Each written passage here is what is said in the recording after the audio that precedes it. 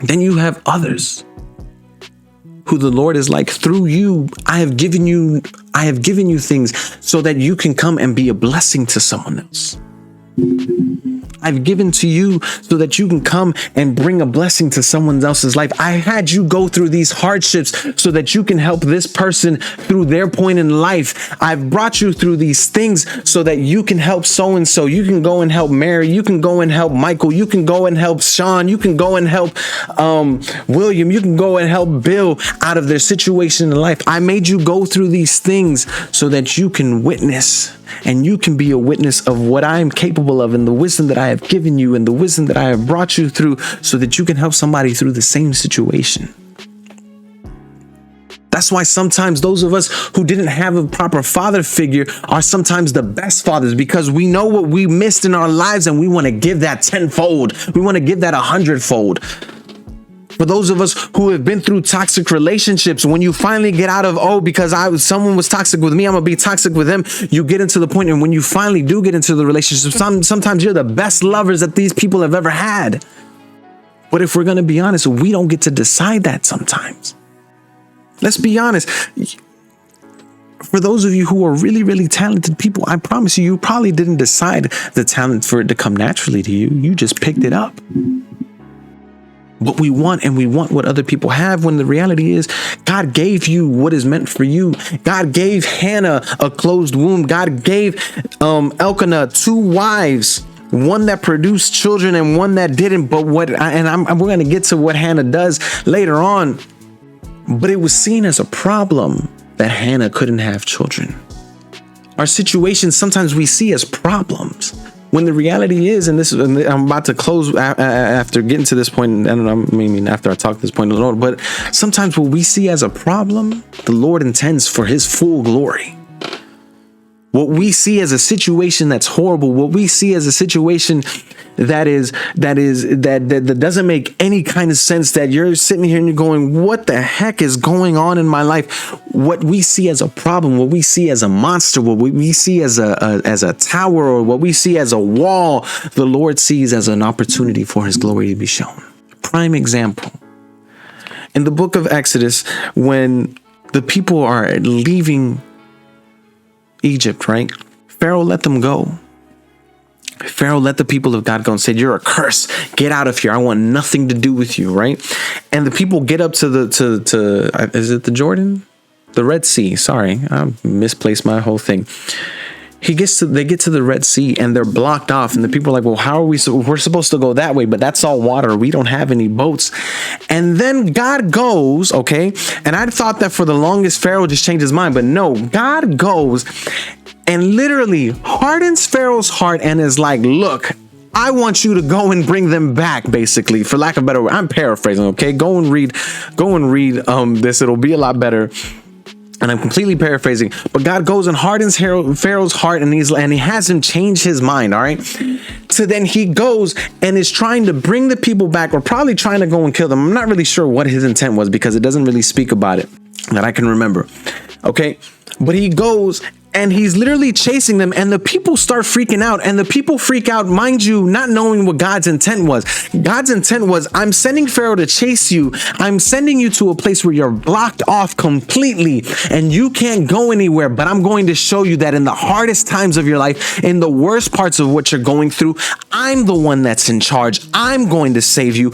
I'm here to rescue you. I'm here to bring you salvation. I'm here. Pay attention to me. Don't pay attention to the problem. Don't pay attention to what's going on. Pay attention to me and the miracles that I'm going to do through you, the miracles that I'm going to do in your life. That was the whole purpose of why he hardened Pharaoh's heart, because at the end of the day, he wanted to show you, he wanted to show the Israelites, he wanted to show me, and he wants to show everybody else that in the worst of times, when you think that there's nothing to bring you out, when there looks like there's nothing for you to escape into, I'm the one that's going to bring you out of it. It's the same thing. And I love this. And I always go back to this verse of how I feel like it's not used, or it's used clichédly. But in Jeremiah 29:11, everybody knows that verse, "For I know the plans that I have for you, plans to prosper you, plans to bless you, plans to bring good things to you," right? Look at the history of it, though. The history of it was 70 years of slavery into Babylon. The Lord's telling you, I'm going to put you into slavery, which is a problem. If we're going to look at it, slavery, we know, is a problem. I'm going to put you in a place that's not going to care for you really. But while you're in there, you're going to grow. While you're in there, you're going to establish yourselves. While you're in there, you're going to tend to your wounds. You're going to lick off the dirt. You're going to wash yourself clean. We're going to take out these people who have been with you this entire time, who did not believe in me, and we're going to let them go so that I can bring about the promise. It was a genuine problem. Then we go into Isaiah, the book of Isaiah. If you really go read chapter 48, okay? But my favorite verse in chapter 48 is 48:10. See that I will refine you, but not as I have refined silver and gold. I will refine you through the furnace of your afflictions. God takes us, and I don't know if you know what refining is, okay? But to refine something is to take out all the impurity, take out the things that make it weak, take out the things that make it unvaluable, take out the things that don't make it pure. For instance, for those of you who if you know about jewelry, all right, your 24 karat gold has been purified to the point where they took out all the things that were inside of that were built in with the rocks or the gold ingots or the gold stones or whatever you want to call them. All right, they took out all the dirt, they cleaned it out so that you could have this purified gold that's pretty, that's appealing, that looks good. But if you don't know what affliction is, okay, if you don't know what affliction is problems. All right. Afflictions are issues. Afflictions are the daily things in our lives that look like crap. And I probably shouldn't say it like that, but there are situations in our life that are horrible, that look wrong, that look crazy sometimes in life. It's hardship. So he takes us through the hardship to clean out the things that we want to do. And let's be honest, these situations are to make or break you. They're to make or break you. Just like every portion of life. How you respond to things is how you go. There's a book that I've read, and it's called Letters to a Skeptic. Okay, I love the book. It's basically this man writing letters to his father who didn't believe in Christ, but his father all of a sudden had a bunch of questions. And so at one point he goes, there's this portion, and I'm probably one day really put up the excerpt and read it correctly, okay? But there's these things called banks, all right? But each one of them is based off of a decision.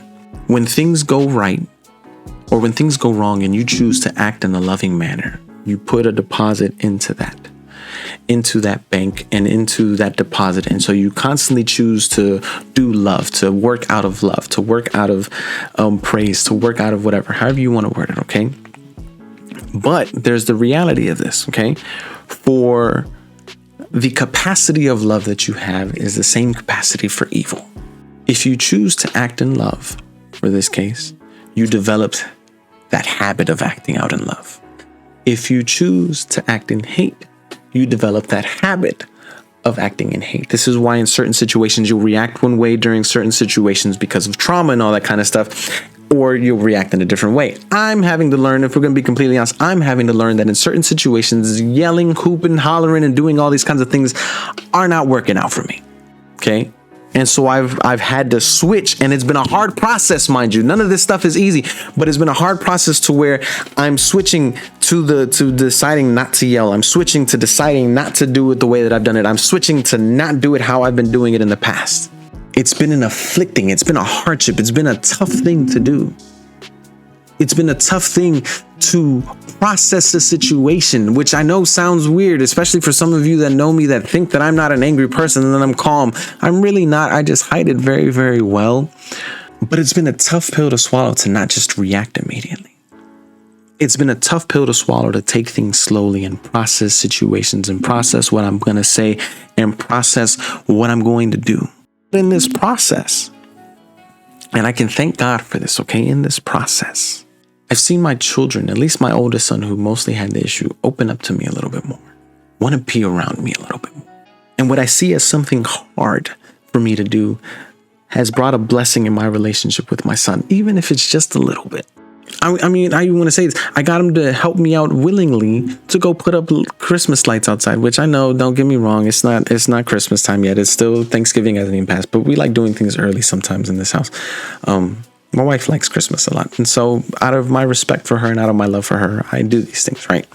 But the dynamic has changed in these times where really things could have gone wrong.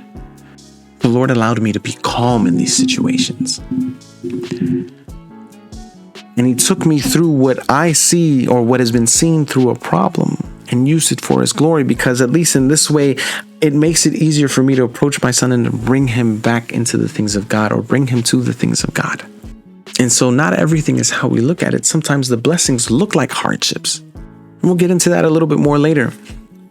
But what people see, and I want to reiterate this, what people see as a problem, the Lord intends for his glory. What you see and what I see and what everybody else sees as an issue sometimes isn't an issue. At least to God, it's not an issue. Sometimes it's meant to be the very thing to pull you from what you're going through and be used for the glory of God, so that he can show that through you, it doesn't matter what the situation looks like. It doesn't matter what it looked like or what it seemed like or what it appears. It may have quacked like a duck, walked like a duck, and looked like a duck. But God says, I'm going to take that duck and I'm going to make you a pretty good meal. And you'll see that what I can do through things, what I can do through your problems, what I can do through your issues, what I can do through what you're going through is for my glory. Not my glory, but God's glory.